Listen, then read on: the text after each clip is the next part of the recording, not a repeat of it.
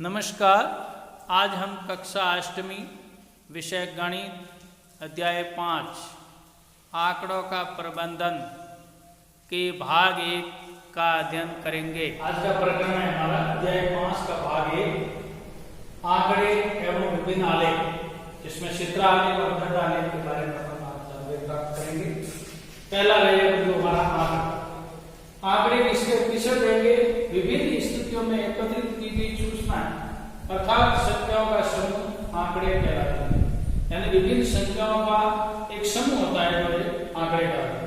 उदाहरण के लिए जैसे कक्षा 8 में गणित विषय में 60% या उससे अधिक अंक प्राप्त करने वाले विद्यार्थियों की संख्या कितनी है। इसी प्रकार खेल में भी ले सकते हैं कि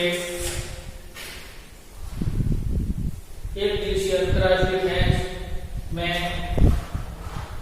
एक गैर खिलाड़ी द्वारा कुल कितने विकेट लिए गए, वो भी आंकड़े हो सकते।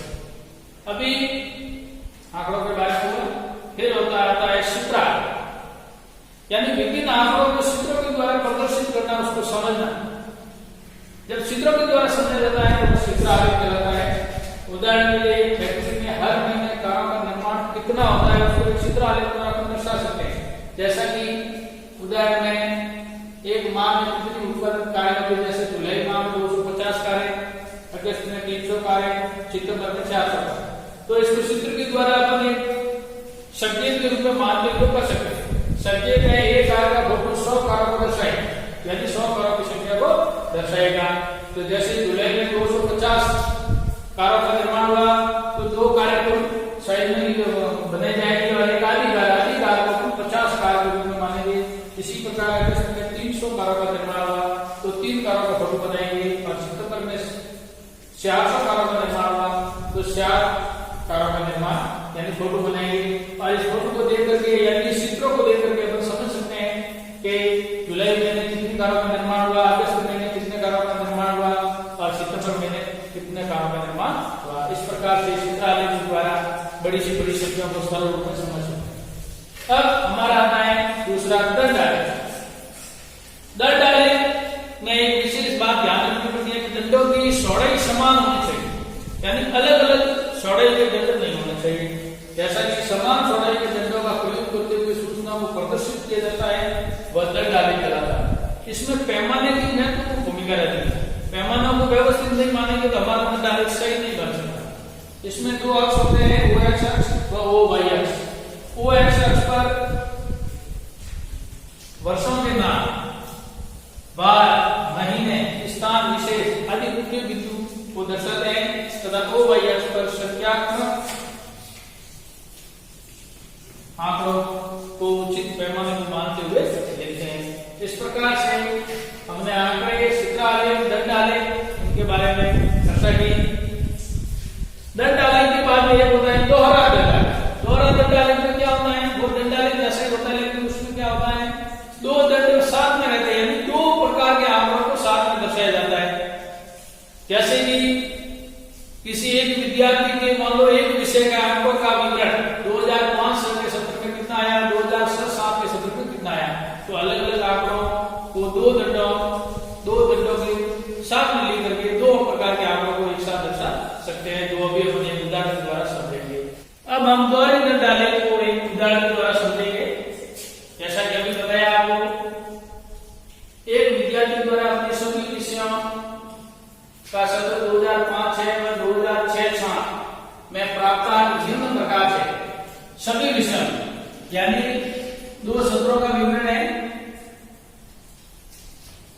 तो इसको एक दंड आलेख द्वारा, दोहरा दंड आलेख द्वारा दर्शाना है। दोहरा दंड आलेख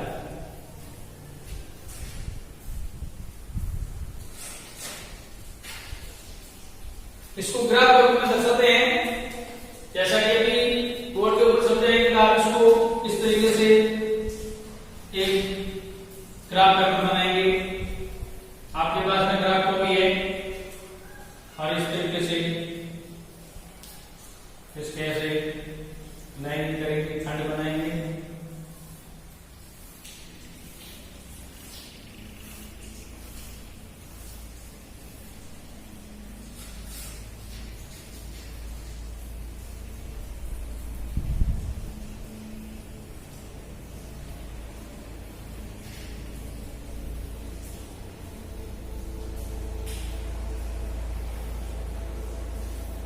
इस तरीके से ये ग्राफ कर सकते हैं। अब इसमें क्या है प्यारे विद्यार्थी, इसमें पैमाना मानना पड़ता है। क्या मानना पड़ेगा? पैमाना। पैमाना में इसमें दो अक्ष होते हैं, यहाँ वो लिख देंगे, नीचे वाला है वो एक्स अक्ष और इधर ये वाई, ये हो जाएगा ओ वाई अक्ष। अब इसमें क्या होता है, विषयों के नाम जो अंक गणित में आंकड़े वो भी बताया हमने, वो वाई अक्ष पर लिखे जाएंगे और जो विषय के नाम है वो है वो एक्स अक्ष पर लिखे जाएंगे। अब दो सत्र है, क्योंकि सत्र कितने हैं? दो सत्र है, तो पैमाने में लिख देंगे ओ एक्स अक्ष पर एक वर्ग सेमी खंड बराबर एक विषय।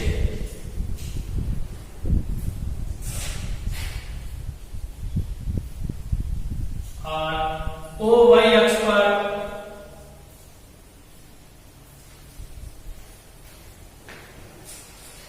ओ वाई अक्ष पर अपने आंकड़ों को देखते हुए और अपने खंडों की गिनती को देखते हुए मानेंगे। मान लो ये 1 सेंटीमीटर खंड बराबर 10 अंक मान सकते हैं। कितने मान सकते हैं? 10 अंक। तो 10, 20, 30, 40, 50, 60 और 70, लास्ट हमारा 70 अंक है, तो 70 अंक तक ये मान सकते हैं। 5 मानेंगे, अगर ग्राफ बढ़ाया तो एक अंक को 5 अंक भी मान सकते हैं।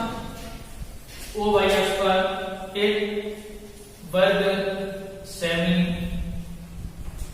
खंड बराबर 10 अंक।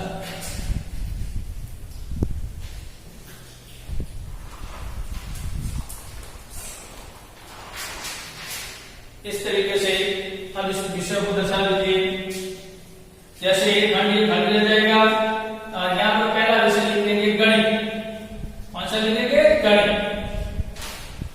चूंकि दो रंग डालेंगे इसलिए इसके लिए तो चाहिए, तो इसमें आपको ये भी दर्शाना पड़ेगा, एक खाली खंड को दर्शा देंगे 2005-6 का चक्र और एक लाइनिंग वाले को दर्शा देंगे इस तरीके से 2006-7 का चक्र, ताकि ये ध्यान में आ जाएगा 2005-6 वाला दर डाले कौन सा है, 2006-7 वाला दर डाले कौन सा है। यहाँ से 10, 20, 30, 40, 50, 60, 70 इस तरीके से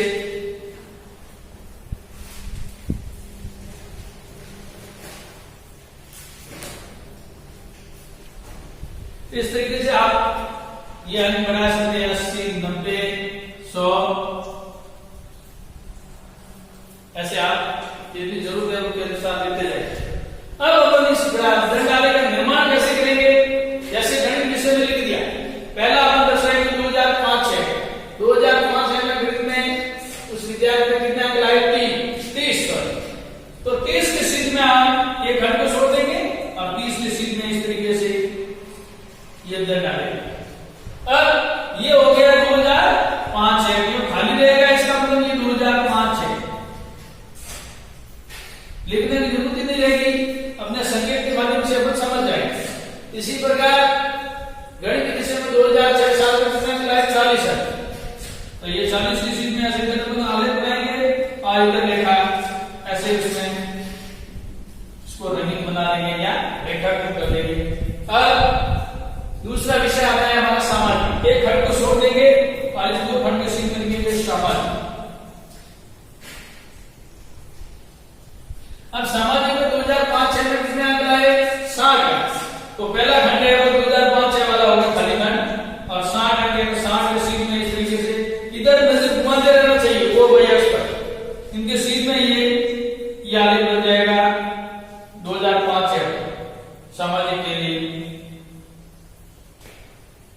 अब 2007 में कितने अंक लाए? 40। तो इसमें ये अंक इसमें कम लाए, तो इस प्रकार से कम लाए, इस तरीके से करना। इसी प्रकार सामाजिक के बाद में विज्ञान, एक खंड को छोड़ते हुए विज्ञान में 60 अंक लाए। 2005-6 में कितने अंक लाए? 60 अंक। तो ये हो गए 60 वाला। आज फिर 2006-7 में विज्ञान में बढ़ोतरी की, विज्ञान में 70 अंक लाए, तो इसका 70 अंक वाला बनाइए। क्या कीजिए। इसी प्रकार चौथा विषय है अंग्रेजी।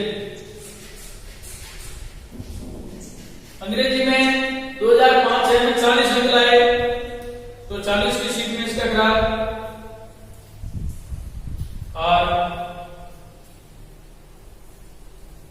2006-7 में 50 अंक लाए, तो इस तरीके से 50 की शीट में। चूंकि इसका रेखांकन करना नहीं पड़ रहा है, नहीं तो फिर आपको ध्यान में नहीं आएगा कि दो खंड एक जैसे हो गए, तो आप इसकी पहचान नहीं कर पाओगे कि 2005-6 वाला सत्र वाला कौन सा है और 2006-7 सत्र वाला कौन सा है। इस प्रकार से हम दोहरे दंड आलेख का निर्माण कर सकते हैं। अब आपको मैं कुछ और प्रश्नों के बारे में जानकारी दूंगा।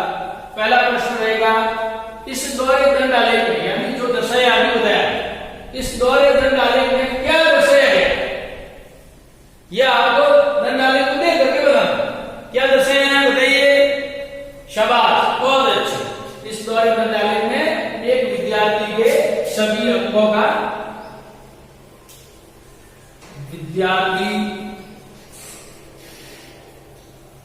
के 2 सत्रों के प्राप्तांक को दर्शाया। 2 सत्रों के प्राप्तांक, यानी सब विषयों में कितने प्राप्तांक लाए, सभी विषयों में प्राप्तांक को दर्शाया गया। अब प्रश्न क्रमांक 2, चित्र आलेख क्या है बताइए। शाबाश। जब किसी आंकड़ों को चित्रों से दर्शाया जाता है, आंकड़ों को चित्रों से दर्शाते हैं, वह चित्र आलेख कहलाता है।